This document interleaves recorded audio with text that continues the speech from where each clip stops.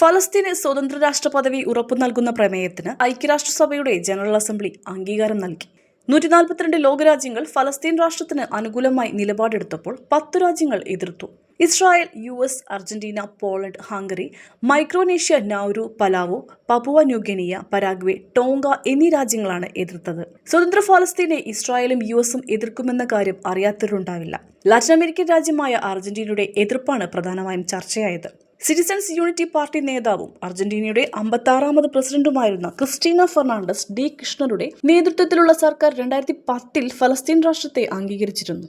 സാമൂഹിക നീതി, സാമ്പത്തിക സ്വാതന്ത്ര്യം, രാഷ്ട്രീയ സ്വയംഭരണം എന്നിവയിലൂന്നിയാണ് അക്കാലത്തെ സർക്കാർ പ്രവർത്തിച്ചിരുന്നത്. അതിനാൽ തന്നെ സ്വതന്ത്ര ഫലസ്തീൻ രാഷ്ട്രം അക്കാലത്തെ അർജന്റീന സർക്കാരിന്റെ നയപരമായ തീരുമാനം കൂടിയായിരുന്നു. USന്റെ നുകത്തിൽ നിന്നും ലാറ്റിൻ അമേരിക്കൻ രാജ്യങ്ങൾ മോചിതരായിക്കൊണ്ടിരിക്കുന്ന കാലവുമായിരുന്നു അത്. അക്കാലത്താണ് നിരവധി ലാറ്റിൻ അമേരിക്കൻ രാജ്യങ്ങൾ ഫലസ്തീന് അനുകൂലമായ നിലപാട് സ്വീകരിച്ചത്. 2012-2019 കാലത്തെ ഇടതുതരംഗം അതിനെ ശക്തിപ്പെടുത്തുകയും ചെയ്തു. എന്നാൽ അക്കാലത്ത് ബ്രസീലിൽ അധികാരം പിടിച്ച വലതുപക്ഷത്തെ ജെയർ ബോൾസനാരോ ഇസ്രായേൽ അനുകൂല നിലപാട് തുടർന്നു. 2015-2019 കാലത്ത് അർജന്റീനയുടെ പ്രസിഡന്റായ മൗറീഷ്യോ മാക്രി കടുത്ത ഇസ്രായേൽ അനുകൂല നിലപാട് സ്വീകരിച്ചെങ്കിലും രാഷ്ട്രീയ തന്ത്രത്തിന്റെ ഭാഗമായി ഫലസ്തീൻ നയത്തിൽ മാറ്റം വരുത്തിയില്ല.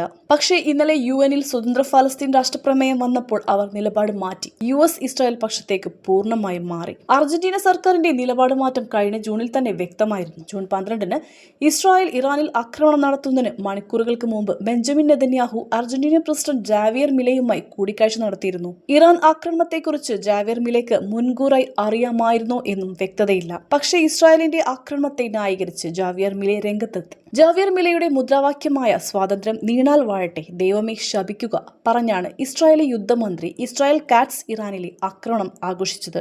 2026 അർജന്റീനയുടെ എംബസി തെല്ലവീവിൽ നിന്ന് ജെറൂസലമിലേക്ക് മാറ്റുമെന്ന് ഇസ്രായേൽ സന്ദർശനത്തിൽ ജാവിയർ മിലെ പ്രതിജ്ഞയെടുത്തിരുന്നു. അതോടെ ജെറൂസലേമിൽ എംബസിയുള്ള 7ാമത്തെ രാജ്യമായി അർജന്റീന മാറും. ഫലസ്തീന്റെ തലസ്ഥാനമാണ് ജെറൂസലേം എന്ന കാര്യമാണ് ഇതിൽ പ്രധാനം. പതിറ്റാണ്ടുകളായുള്ള അർജന്റീനയുടെ വിദേശ നയത്തിന് വിരുദ്ധമാണ് ജെറൂസലേമിൽ ഇസ്രായേലിന് അവകാശം നൽകുന്നത്. അത് അന്താരാഷ്ട്ര ധാരണകളുടെയും ലംഘനമാണ്. ഇറാനിലെ 3 ആണവ നിലയങ്ങളിൽ ആക്രമണം നടത്തി 2 ദിവസത്തിന് ശേഷം US സ്റ്റേറ്റ് ഡിപ്പാർട്ട്മെന്റ് വക്താവ് ലാറ്റിൻ അമേരിക്കൻ രാജ്യങ്ങൾക്ക് ചില നിർദ്ദേശങ്ങൾ നൽകി. Organisation of American states general അസംബ്ലിയിലായിരുന്നു നിർദ്ദേശം. USഉം ഇറാനും തമ്മിൽ വളർന്നുവരുന്ന ഏറ്റുമുട്ടലിൽ പക്ഷം തിരഞ്ഞെടുക്കാനായിരുന്നു നിർദ്ദേശം.